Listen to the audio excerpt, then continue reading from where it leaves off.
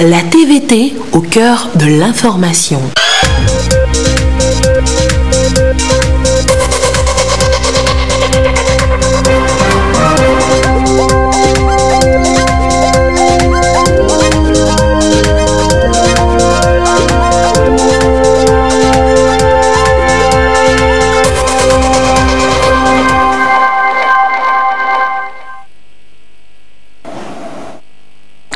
Bonsoir à tous, ravi de vous retrouver pour ce tour d'horizon de l'actualité ici au Togo et hors de nos frontières. Bienvenue dans le 20h et voici le sommaire.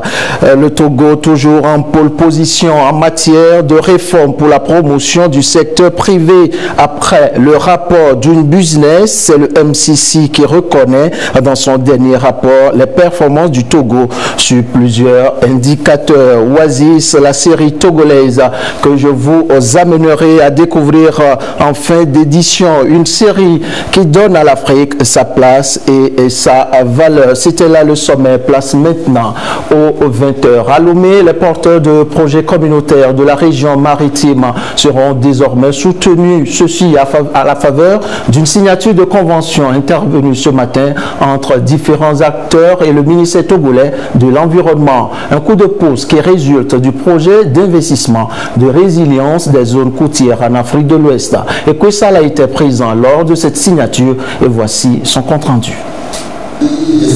11 projets de développement communautaire présentés à cette rencontre. Ils font tous partie du projet d'investissement de résilience des zones côtières en Afrique de l'Ouest, Ouakarésib Togo.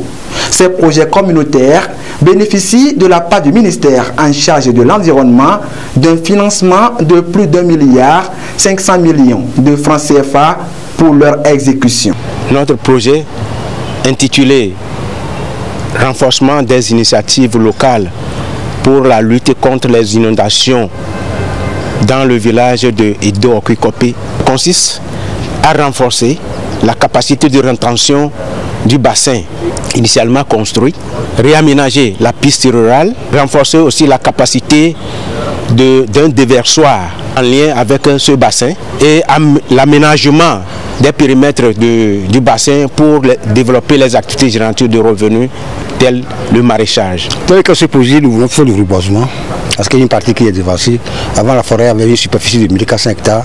Donc, nous voulons joindre les 1400 hectares là. Il y a encore d'autres parties comme j'essaie de mettre encore. Ce serait bien touffu. Nous sommes très contents d'avoir un financement pour ce travail. Si on a un financement, nous avons doublé encore de vigilance pour pouvoir améliorer le travail.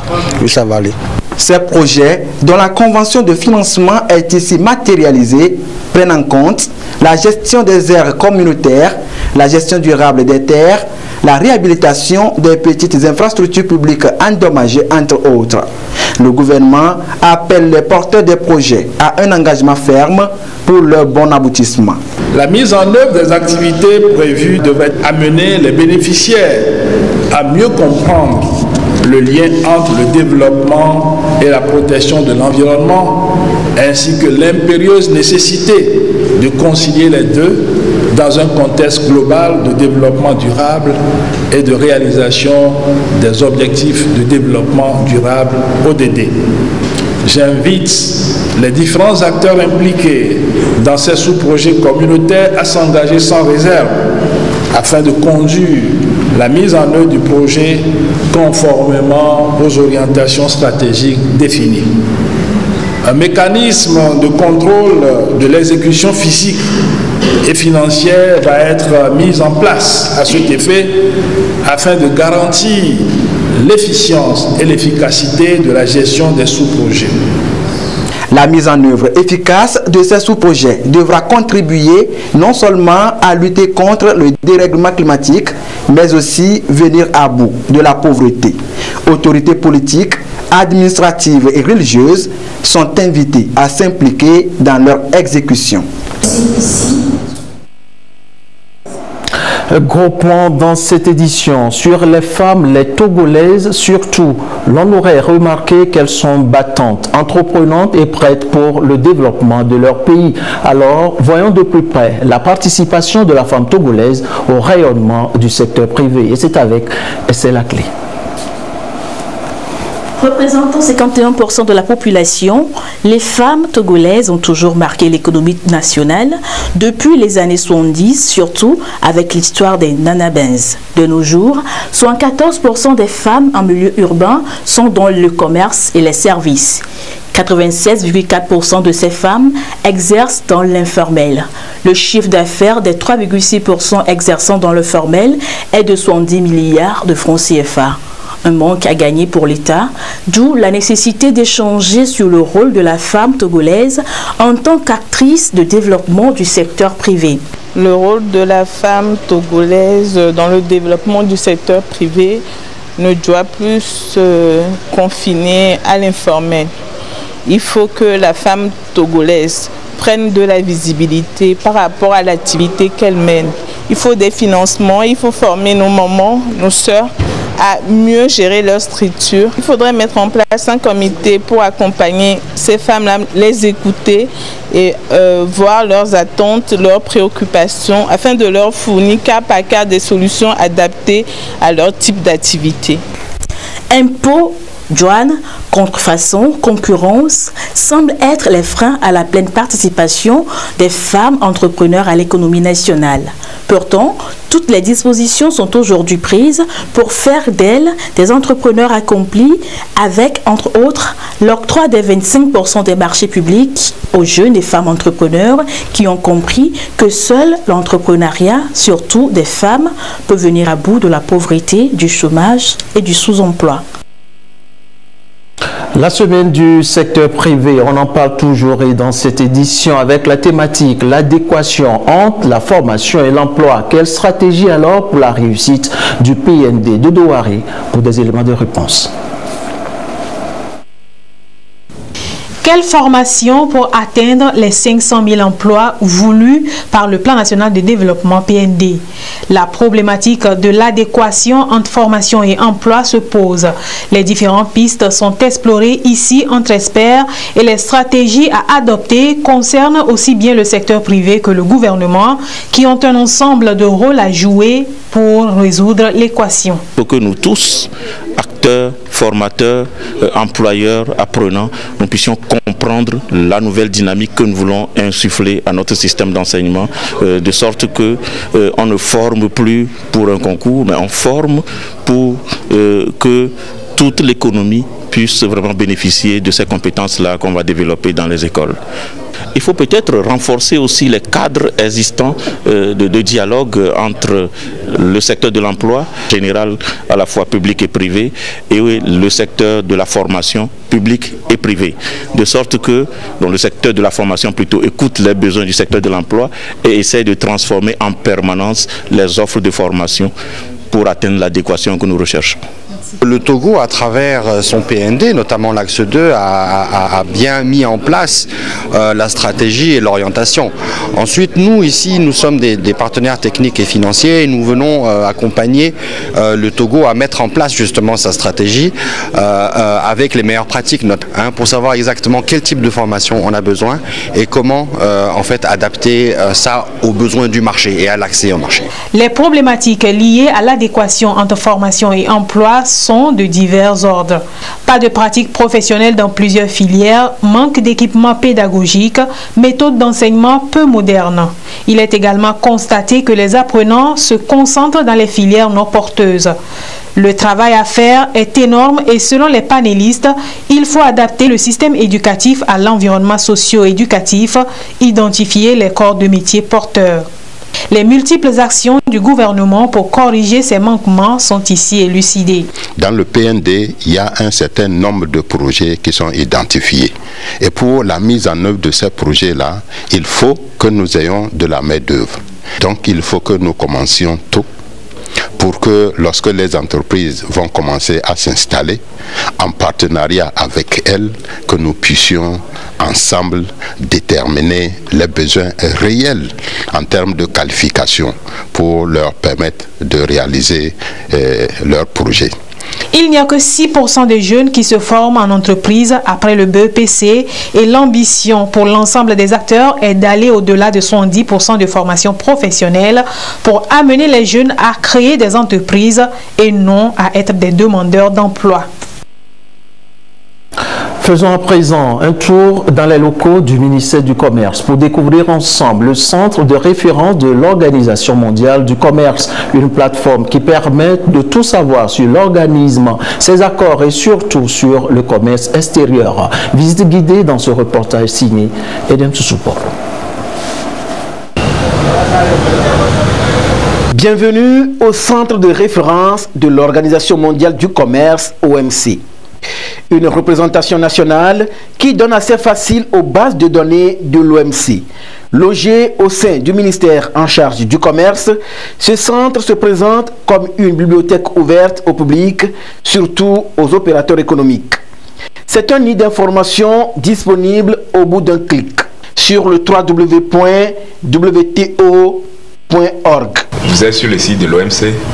Après avoir ouvert le site, vous avez l'accueil, l'OMC, nouvel événement, domaine, membre de l'OMC, documents, ressources. Donc ça dépend de ce que vous voulez. Donc par exemple, quand vous allez, vous mettez le curseur sur domaine, vous allez voir une page qui s'ouvre.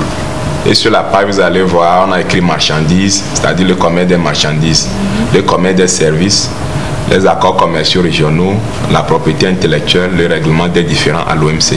Des cours en ligne sont aussi dispensés et gracieusement en 3 langues, le français, l'anglais et l'espagnol. Plusieurs bouquins renseignent également sur l'OMC qui est donc plus proche du secteur privé. Tout le monde peut venir dans le centre. Les étudiants, les fonctionnaires, les opérateurs économiques. Il y a un site dédié à l'OMC et c'est sur ce site que nous travaillons. Donc sur le site, il y a tous les thèmes.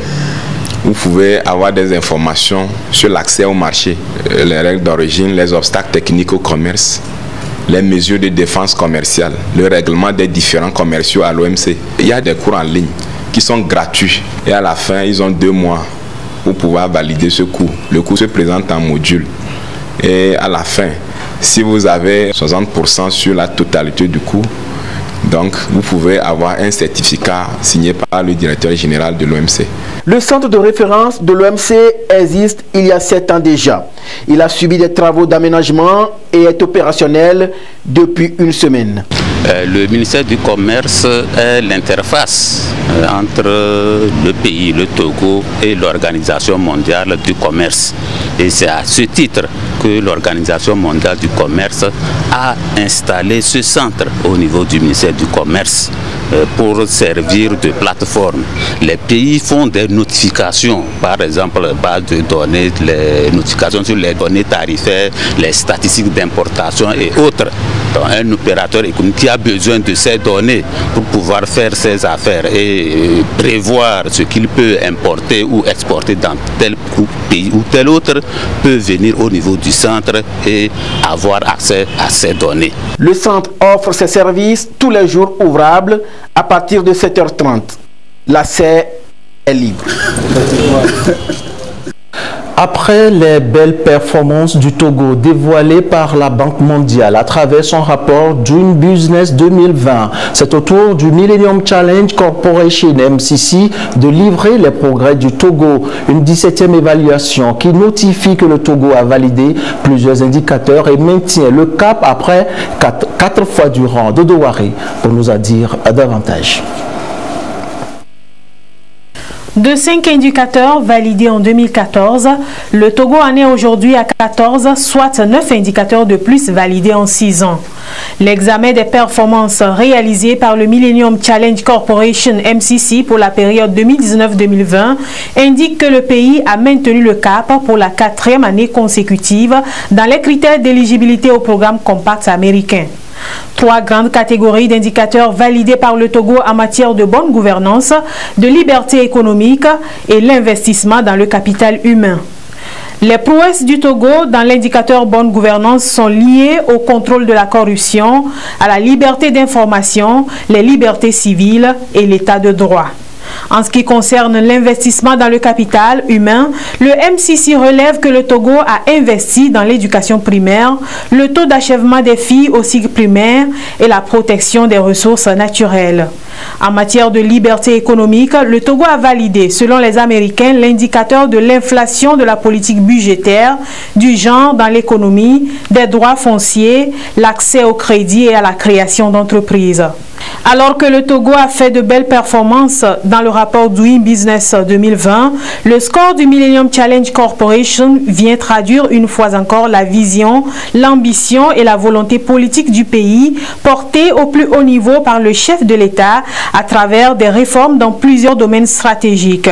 Il s'agit entre autres de l'amélioration du climat des affaires, l'assainissement des finances publiques, le renforcement des infrastructures économiques, la modernisation de la justice, la promotion des libertés publiques et politiques, le renforcement des secteurs sociaux et la protection de l'environnement.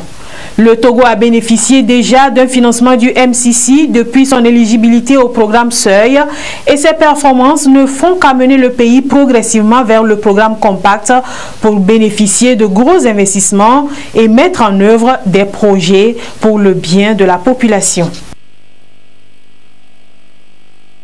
Hors de nos frontières, les chefs d'État de la CEDEAO se sont retrouvés ce vendredi à Niamey au Niger en un sommet extraordinaire pour parler une fois de plus de la crise politique en Guinée-Bissau. L'organisation sous-régionale semble ne pas être d'accord avec la démarche récente du président José Mario Vaz de changer son premier ministre à quelques semaines de la présidentielle prévue pour le 24 novembre prochain. Le chef de l'État togolais Faure Sozimna Gnassingbé est sur place à Niamey où il prend une part active aux travaux. Je vous propose ici en image l'arrivée du chef de l'État togolais dans la capitale nigériane.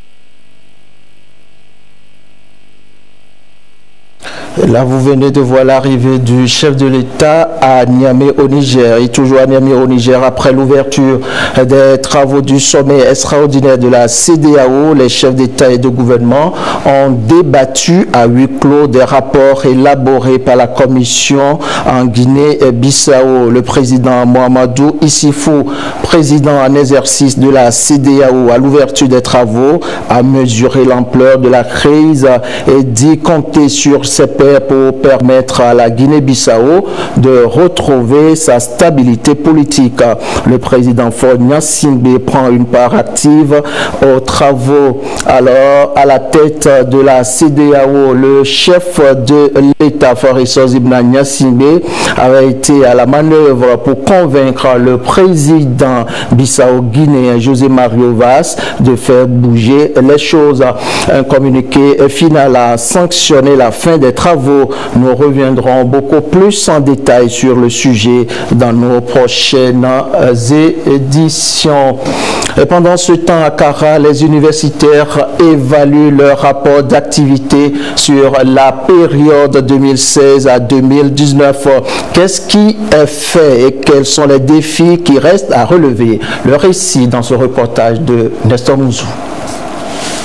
Encore une L'exercice a consisté pour le président de l'Université de Kara de dresser le rapport des activités menées depuis son arrivée à la tête de l'institution. Le professeur Sanda a pris fonction le 25 mars 2016. Il a entamé donc sa 4e année de présidence. Le rapport fait état de progrès réalisés à plusieurs niveaux. Avec l'ensemble de la communauté universitaire, nous avons pu enregistrer quelques progrès. D'abord, en matière d'amélioration de la gouvernance universitaire, le fonctionnement des facultés, l'assainissement de la gestion des finances de l'université.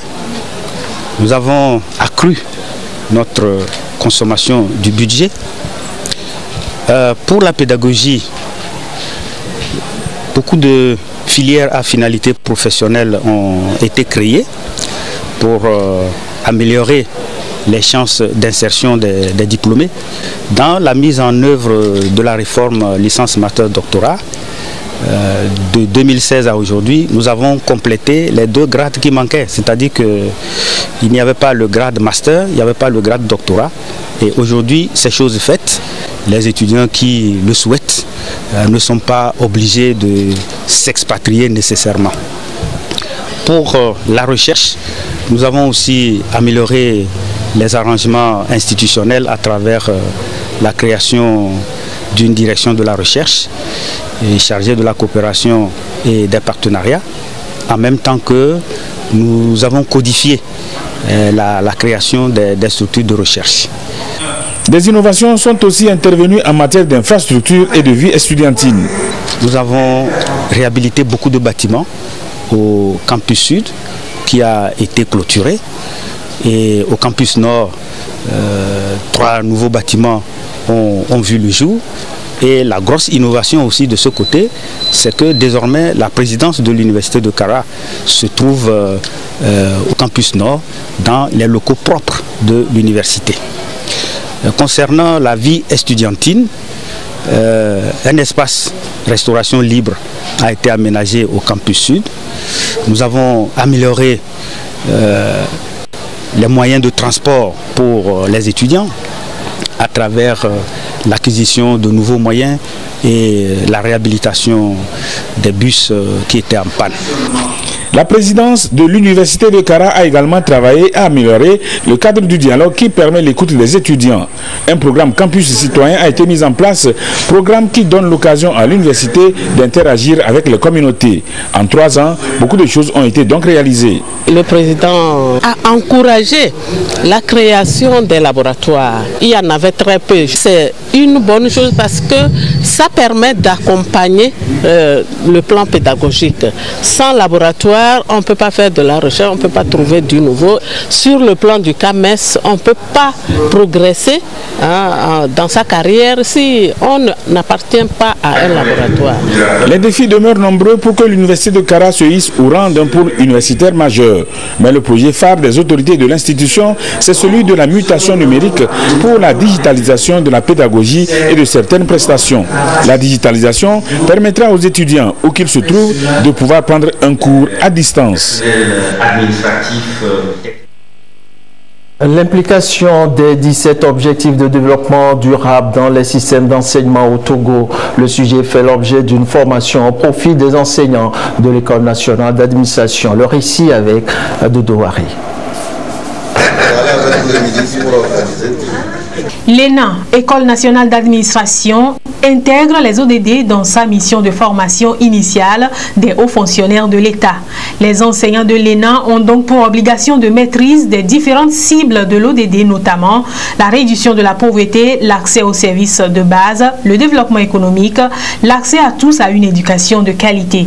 Ainsi, ils seront aptes à transférer des compétences nécessaires sur les ODD aux différents agents publics. C'est extrêmement important pour l'École nationale d'administration d'intégrer dans son programme de formation les ODD pour 2 raisons. La première, c'est que lorsque les intervenants sont bien sensibilisés sur les objectifs de développement durable, cela aide à la compréhension d'un public beaucoup plus large, notamment les étudiants en formation initiale qu'en formation continue. De deux, lorsque c'est bien compris, ça facilite aussi la mise en œuvre de l'activité quotidienne de tous les agents publics. Les 17 objectifs et les différentes cibles ainsi que leur articulation seront développés au profit des formateurs de l'ENA. L'enjeu est d'amener les diplômés sortant de l'ENA à une implication significative dans les politiques et programmes de développement en lien avec les ODD et conformément aux objectifs fixés dans le Plan national de développement PND. La formation est entièrement financée par l'Institut de la francophonie pour le développement durable. Et le constat est que malheureusement, souvent, ces administrations n'ont pas accès à des cours adaptés en matière de développement durable dans les écoles nationales d'administration. Et c'est face à ce constat que la francophonie a décidé d'accompagner les écoles nationales d'administration publique de pays membres à intégrer le développement durable dans leur curricula de formation. Et il se trouve que le gouvernement du Togo, à travers son école nationale d'administration, a fait une requête à la francophonie dans ce sens-là. Et nous n'avons fait que donner suite à cette requête. Les participants vont également faire le lien entre les différents programmes et plans liés aux ODD et les traduire dans leur programme de formation des futurs cadres de la fonction publique. Et vous transmettre les chapitres. Des valeurs civiques et citoyennes. Les nouveaux conseillers municipaux s'en ont pris les notions depuis ce matin à Palimé, une campagne nationale initiée par le ministère en charge de l'éducation à la citoyenneté et au civisme. L'étape de Palimé avec Anou Kilio. Les conseillers municipaux nouvellement élus sont considérés comme des acteurs privilégiés dans la mise en œuvre de la politique nationale de formation civique et d'éducation à la citoyenneté. Le ministère en charge de la formation civique veut les outiller sur les notions de base du civisme et de la citoyenneté et les entretenir sur leur rôle dans l'enracinement de ces valeurs dans leurs localités respectives. Une fois ces concepts appropriés par les élus locaux, ils vont pouvoir établir un lien de confiance entre eux et leur population respective. L'éducation à la citoyenneté ne se décrète pas en un seul jour. Il faut le faire et nous pensons que progressivement, surtout avec cette formation que nous allons donner aux élus locaux, nous pensons que les citoyens seront outillés et pourront effectivement vivre ces valeurs civiques et citoyennes dans notre pays. Pour le ministre Folibadi Katari, cette campagne de formation et de sensibilisation est une réponse à la recrudescence des actes inciviques dans le pays. Il est impérieux de consolider l'état de droit et de promouvoir la culture citoyenne. Et les élus locaux sont des véritables canaux de transmission de ces valeurs. Le gouvernement s'est doté d'une politique nationale de formation civique et d'éducation à la citoyenneté dont le but est d'amener le citoyen togolais à s'approprier et à vivre les valeurs républicaines à travers une citoyenneté active en vue de sa pleine participation au développement humain durable, conformément à la volonté du chef de l'État, son Excellence M. Faure Essodimna Gnassingbé, de faire du Togo une nation moderne, forte, unie et prospère. C'est pourquoi une action de formation en leur direction s'avère indispensable pour les outiller, afin de leur permettre d'intégrer dans leur comportement, action, messages et rapports avec leur population les valeurs civiques et citoyennes, particulièrement dans le contexte actuel de décentralisation, pour une réelle contribution de tous les citoyens à la réalisation du plan national de développement. En effet, nous devons respecter tous les symboles et biens de l'État, aimer notre pays, bref, faire en sorte que nous soyons tous fiers du Togo. Les conseillers municipaux représentent les collectivités territoriales et sont élus dans le but d'agir pour l'intérêt général. Leur élection dans notre pays ouvre une nouvelle page de notre histoire, plus tournée vers le progrès, dont les signes tangibles sont visibles comme l'attestent si bien les différentes institutions internationales dans leur classement récent. Après l'époque révolue des délégations spéciales, une nouvelle ère réformiste, plus adaptée aux exigences de la démocratie, s'ouvre pour la gestion de nos collectivités locales. La formation civisme et à la citoyenneté s'avère très nécessaire pour asseoir les bases d'une gestion saine, propice à une cohésion durable, indispensable au vivre ensemble, afin de baliser les voies d'une émergence harmonieuse dans l'intérêt de tous les citoyens. Vous mesurez sans nul doute l'importance de la présente cérémonie qui marque le lancement officiel de la campagne nationale de formation dont l'objectif est de faire des élus locaux de véritables canaux de transmission des valeurs civiques et citoyennes. Le ministère de la Communication, des Sports et de l'Éducation à la citoyenneté et au civisme veut ainsi mettre les élus locaux à contribution pour la promotion de la culture citoyenne et l'édification de la paix et le vivre ensemble. Alors à présent de cette vaste campagne de réhabilitation des pompes à motricité humaine à travers tout le pays, un tour dans cette édition de certaines localités de la région maritime où des ingénieurs sont à pied d'œuvre, réparent les pompes au grand bonheur des populations. Et c'est la clé pour le reportage. 295 forages équipés de pompes à motricité humaine seront réhabilités en 2 semaines dans la région maritime. Opération inscrite dans le cadre du programme d'appui aux populations vulnérables PAPV initié par le chef de l'État Faure Zimna Zingbe. Ici à Tchévier, il est question pour le ministère de l'eau, de l'équipement rural et de l'hydraulique villageoise et pour la Société togolaise des eaux TDE de donner les dernières directives aux sociétés chargées de l'exécution de cette opération. De la parole aux actes, nous sommes à Loménian-Copé, une localité située à environ 10 km de Tchévier et c'est la localité choisie justement pour le lancement du programme d'appui aux populations vulnérables dans la région maritime. Et d'ores et déjà, le ministère de l'eau est à pied d'œuvre pour offrir une eau de qualité et en quantité irréprochable aux populations. Les bénéficiaires racontent leur quotidien marqué de près de 4 ans de corvée depuis que ce forage était tombé en panne et le changement désormais opéré se vit. Nous, les habitants de ce village, nous avons tellement de problèmes d'eau. Ce matin, nous sommes très fiers pour ce beau don que le chef de l'État nous a fait. Nous le remercions tellement.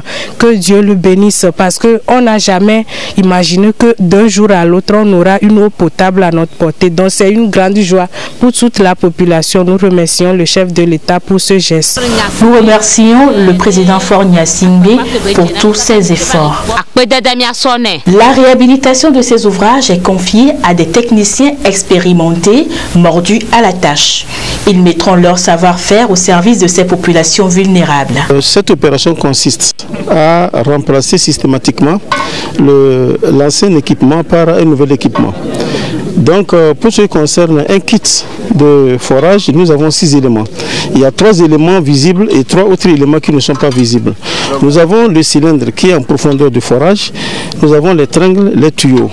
Et en partie visible, nous avons le bâti, nous avons la tête du forage et puis le déversoir.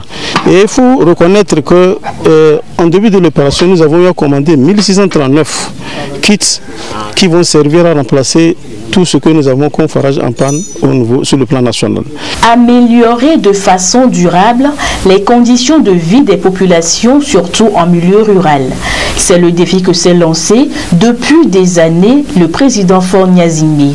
Dans son mandat social est inscrit la gestion efficace et durable de ces ouvrages d'eau. Les autorités, en l'occurrence le chef de l'État, ne cessent de déployer les efforts pour que les populations rurales puissent bénéficier de l'eau potable. des services sociaux de base. C'est ainsi qu'il a instruit notre ministère de donner les moyens pour que nous puissions réhabiliter tous les forages en panne sur toute l'étendue du territoire. Nous pensons qu'en 2 semaines, dans la région maritime, les travaux prendront fin. Et nous allons faire l'inventaire du matériel et voir éventuellement s'il y a d'autres forages qui sont en panne, comment nous allons pouvoir les réhabiliter au bénéfice des populations. Cette campagne a démarré en septembre dernier et a permis de réhabiliter 232 forages dans la région des Savanes, 388 dans la Kara, 264 dans la centrale et 460 dans les plateaux. Cette opération a pris corps depuis 2017 et avait, pour le compte de la première phase, permis de réparer 1559 forages. Comme quoi, chaque Togolais, où qu'il soit, doit avoir accès à l'eau potable, un droit reconnu à chaque être vivant. Découvrons à présent l'avant-première de la série togolaise Oasis. L'on met ici en exergue l'Afrique, ses richesses et ses valeurs. Abel Agaté et Sonia Menyekbo pour leur récit.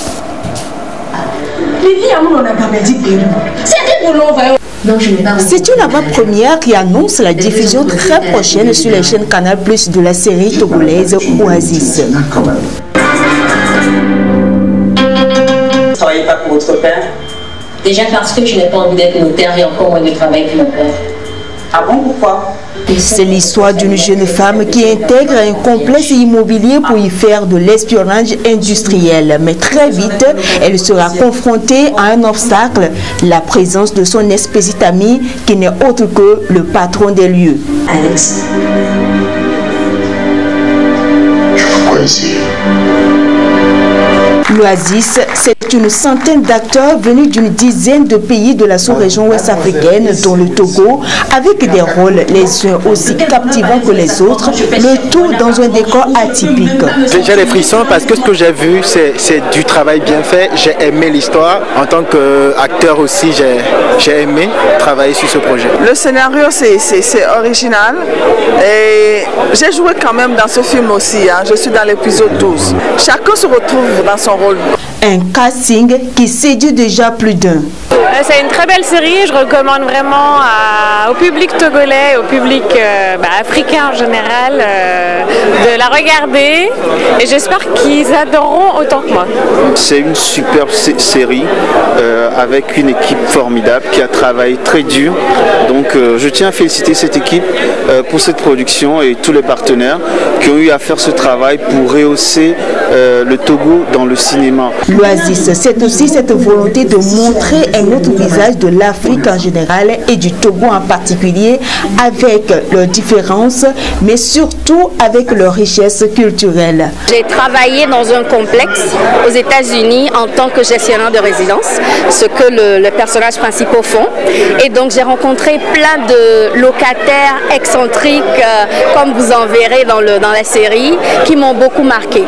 Et donc je me suis dit que ce serait bien, puis ce concept de cour commune qu'on a en Afrique, ce serait bien d'avoir quelque chose de similaire ici au Togo. Souvent, ce qu'on montre aux étrangers du Togo ou même de l'Afrique en général, c'est toujours le misérabilisme, c'est toujours, voilà, chez nous ça n'avance pas, c'est lent. Et je voulais montrer que, oui, on a de belles choses, on a des artisans. J'ai mis en valeur des artisans au sein d'Oasis, soit pour les costumes, soit pour les décors. J'ai mis en valeur des talents, des comédiens qui ont travaillé dur, qui ont montré qu'en travaillant, on peut arriver à un niveau international. Donc, encouragez-nous, regardez la série, parlez de la série. La série Oasis est composée de 20 épisodes de 26 minutes et sera diffusée le lundi 11 novembre prochain sur les chaînes Canal Ouest et Centre à partir de 20h. Il prend fin cette édition. Merci pour la fidélité chaque fois renouvelée à votre chaîne à l'heure du journal. À très vite pour toujours vous servir avec le même plaisir et la même envie.